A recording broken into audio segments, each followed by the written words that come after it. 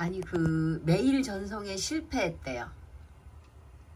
그래서 보니까 받는 사람 또는 받는 서버가 회원님의 메일을 수신 차단하였대요. 내가 거기다가 무슨 메일을 보낸 적이 있는가? 기억이 안 나는데. 조법정이한테 보낸다면 내가 우석대에다가 그 뭘 보낸 적이 있는가? 근데 그 우석대 그 김혜김씨 그 뭐 어떤 교수 있어 통화는 몇 번 했는데 내가 이메일 보낸 적이 있는가? 내가 무슨 메일을 보냈냐면 안녕하세요 조법정 교수님, 저는 김정은입니다. 전라도 천년사 맞는 말인가요? 전라도는 그러니까 1018년도에 만들고 경상도는 그러니까 이게 이제 이게 전라도의 유래인데 이제 이게 전남 그 전남 속에 전라도에 유래 가지고 1018년에 이게 좀 흐리네.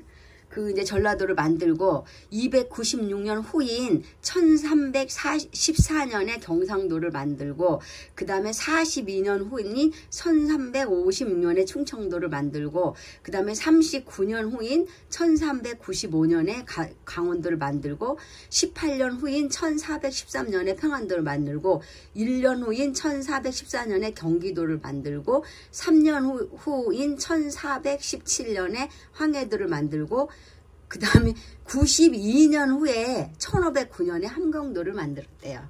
이게 말이 되나요? 그러면 그 개경이 이제 여기가 이제 개경이 이제 고려 수도면 개경을 제일 먼저 만든 거 아니에요? 개경 수도를? 개경이 양광도인데? 그리고 양광도 이게 지금 고려 10대 그 1995년에 폐서도, 관내도, 삭방도, 그 다음에 개경, 중원도, 하남도, 강남도, 해양도, 신남도, 영동도, 영남도, 중원도. 이게 영동이 밑으로 내려왔구나. 여기.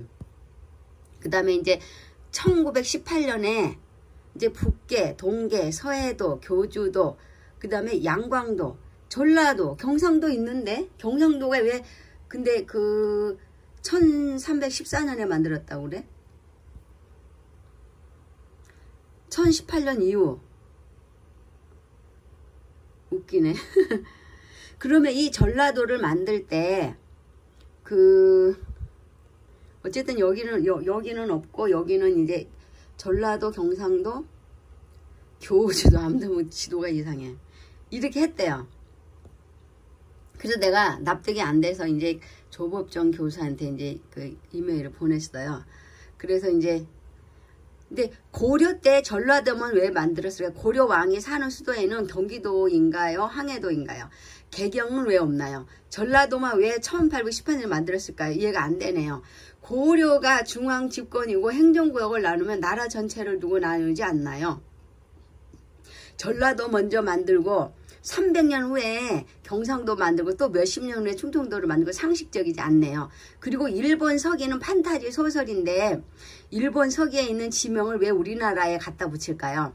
일본 서기가 백제 서기를 주어만 바꾸었다고 그런 논리는 어떻게 만들어낼 수 있죠?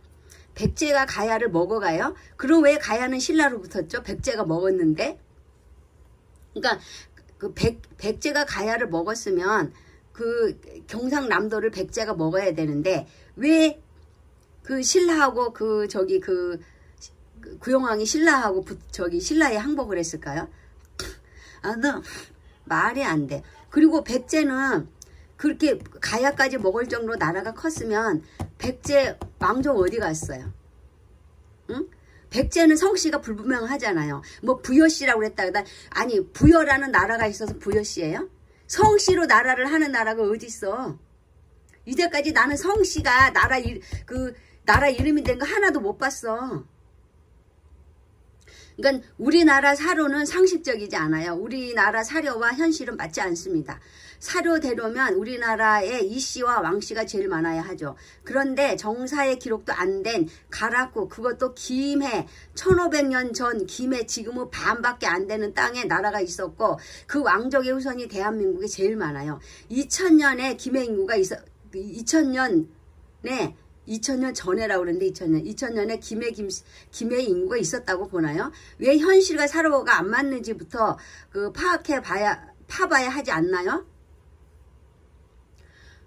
도성 대지도가 있습니다. 그 지도에는 경복궁에 무덤이 2개가 있습니다. 그 무덤을 인정 안 하고 연산군 일기가 근거라고 해서 연산군 일기를 보니 중국 이황원을 그 주어만 바꿔 썼더군요. 지방지를 보면 중국 사람이 쓴 것 아닌가 하는 것들이 여러 건 봤습니다. 우리나라 사료야말로 중국 사료에 주어만 바꾸어서 우리 역사로 둔갑시킨 것 같더군요. 물론 중국 사료도 소설입니다. 중국 25사를 쓰고 우리나라 역사는 주어만 바꾸어서 쓰고 일본 사료도 마찬가지 아닐까요? 그 옛날에 일본이 옆집이라 그렇게 왕래가 잦나요? 삼국사기 보면 일본이 기근이 심해서 1000여 명이 밥 얻어 먹으러 왔다고 하죠. 딱 옆 동네죠.